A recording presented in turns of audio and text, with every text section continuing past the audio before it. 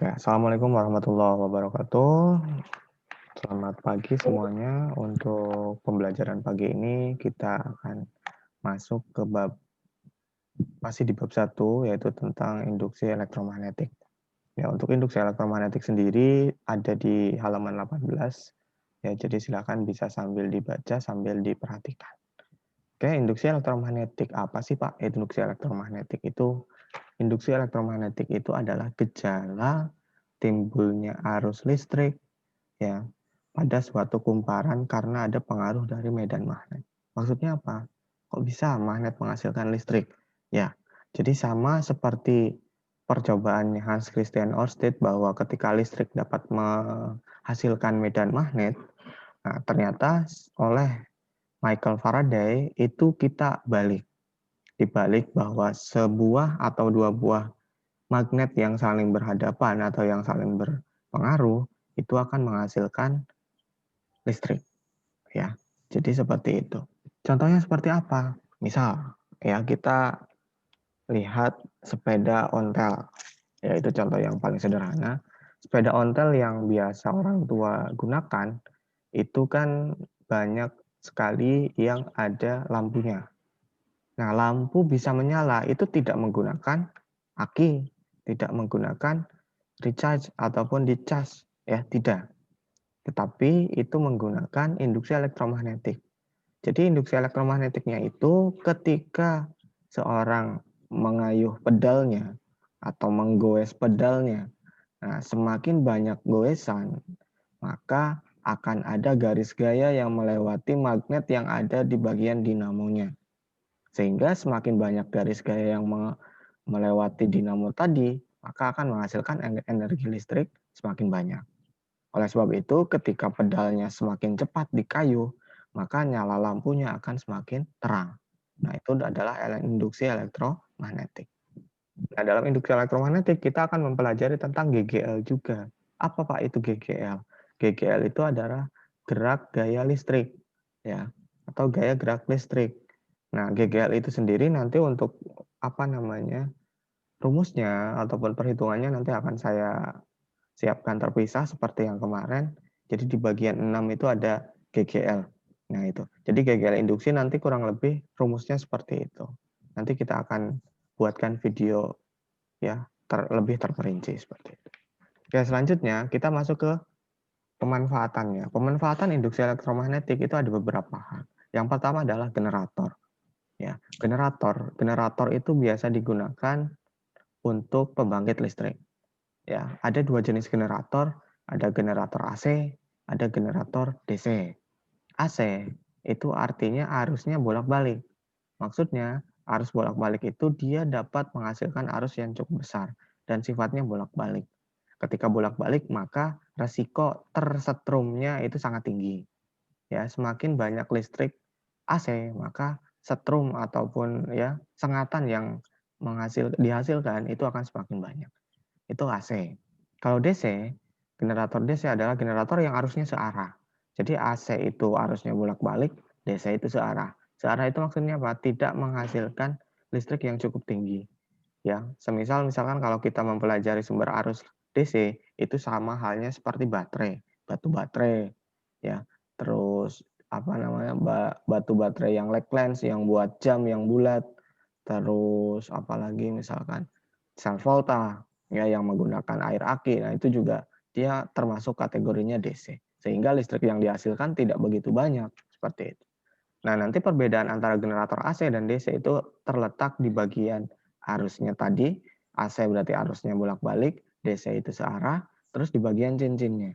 Kalau AC cincinnya itu ganda atau double. Nah, kalau DC itu cincinnya cuma satu, yaitu cincin belah. Sehingga nanti grafik yang dihasilkan itu akan berbeda. Ya, untuk grafik AC itu akan membentuk sinusoidal atau membentuk seperti gelombang. Tetapi kalau DC hanya gelombang setengah saja. Nah, itu yang dimaksud dengan generator. Yang kedua, itu adalah dinamo. Dinamo juga sama, ada AC, ada DC. Ya, yang paling banyak digunakan untuk alat adalah dinamo DC. Contohnya tadi sepeda ontel. Dinamo-dinamo AC yang digunakan untuk kipas angin, untuk apa namanya, yang dia memiliki ataupun alat yang digunakan untuk ada geraknya. Ada kipas angin, ada blender. Nah, itu menggunakan dinamo. Dinamo yang digunakan di kipas angin, di blender karena dicolokkan dengan perumahan, secara otomatis dinamonya adalah dinamo AC. Ya, atau arusnya bolak-balik karena perumahan itu dia menggunakan listrik bolak-balik atau AC. Seperti itu. Oke, yang ketiga adalah trafo. Trafo atau transformator. Ya, ketika laki-laki mungkin sering melihat tiang listrik, di atas tiang listrik ada kotak. Nah, kotakan itulah yang kita namakan trafo. Transformator atau transformer. Ya. Jadi trafo itu digunakan untuk menaikkan dan menurunkan tegangan.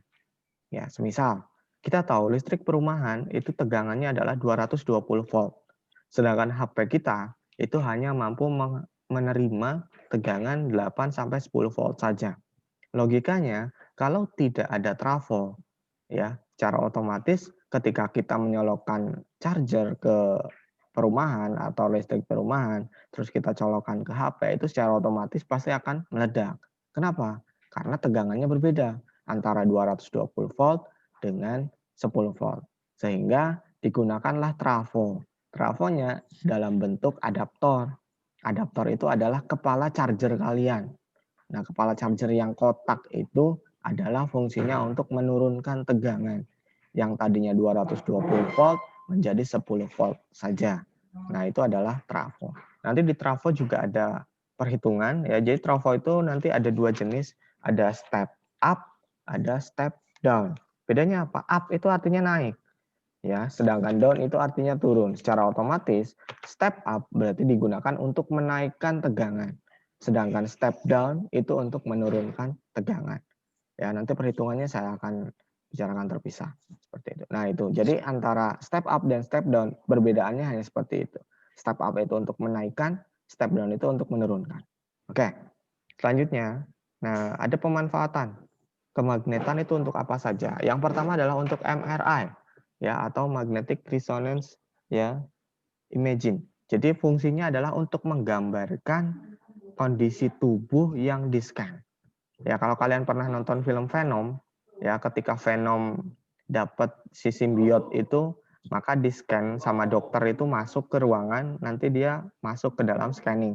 Nah, scanning itulah yang kita sebut dengan MRI atau magnetic resonance ya imaging. Jadi image itu gambar. Jadi dia untuk menggambarkan organ-organ tubuh yang di-scan seperti itu. Fungsinya untuk apa? Untuk mendeteksi ada kerusakan, ada apa namanya kecelakaan dan sebagainya, itu bisa dilihat kalau misalkan dia tidak terlihat dari luar, yang rusak adalah organ dalamnya, nah, biasanya menggunakan MRI itu. Seperti itu. Itu MRI. Yang kedua adalah kereta maglev. Kereta maglev itu adalah kereta yang menggunakan medan magnet. Ya, di Indonesia belum ada.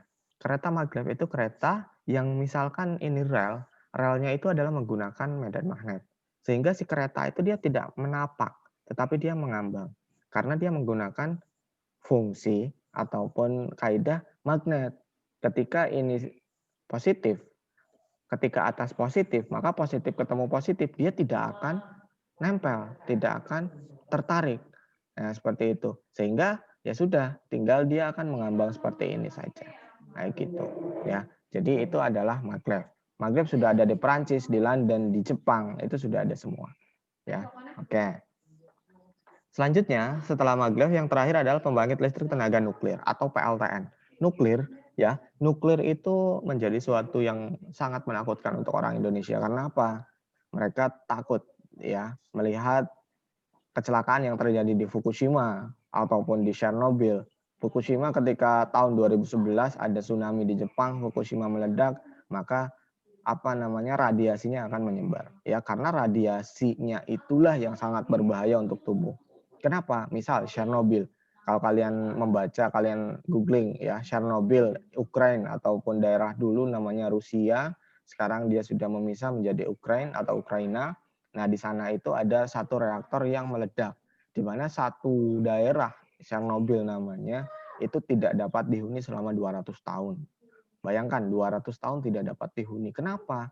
Karena radiasi yang ditimbulkan dari ledakan reaktor nuklir sana itu mengakibatkan satu kota tersebut tidak bisa dihuni.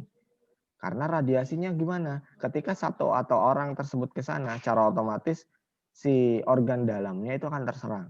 Bisa langsung kanker, bisa langsung meninggal, bahkan mungkin si tulang-tulang belulangnya bisa langsung meleleh karena radiasi tadi. Ya, maka dari itu Indonesia sangat takut sekali ya terhadap pembuatan energi nuklir ataupun pembangkit listrik tenaga nuklir. Baru wacana saja dulu sudah dicanangkan akan dibuat di Jepara, tetapi sampai detik ini belum ada.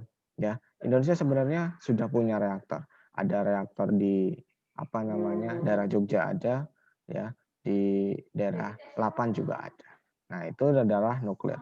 Jadi pembangkit listrik tenaga nuklir itu difungsikan untuk itu, karena dia menggunakan reaktor ataupun reaksi fusi, secara otomatis dia akan menggabungkan dua atom. Ada atom uranium, ada atom plutonium, digabung, difusi. Ya kalau bahasa Dragon Ball-nya fusion, ya, bersatu, ya. Nah, itu. Jadi dia akan menyatu sehingga menghasilkan energi yang sangat luar biasa. Nah, energi itulah yang bisa digunakan ratusan tahun untuk menghidupi listrik. Jadi, satu pembangkit listrik itu bisa menghidupi seluruh negara Indonesia. Ya, luar biasa sekali kan. Nah, itulah keuntungannya, tetapi kerugiannya tadi seperti yang sudah disampaikan. Jadi saya akan menghasilkan reaksi ataupun radiasi yang cukup berbahaya. Nah, itu adalah induksi elektromagnetik. Ya, itu ada yang mau ditanyakan dulu, silakan. Ya, halo. Ya, kalau sudah cukup, tidak ada, kita cukupkan ya, berarti 6 orang. 5 orang, bukan 6 orang, sorry. 5 orang, talk.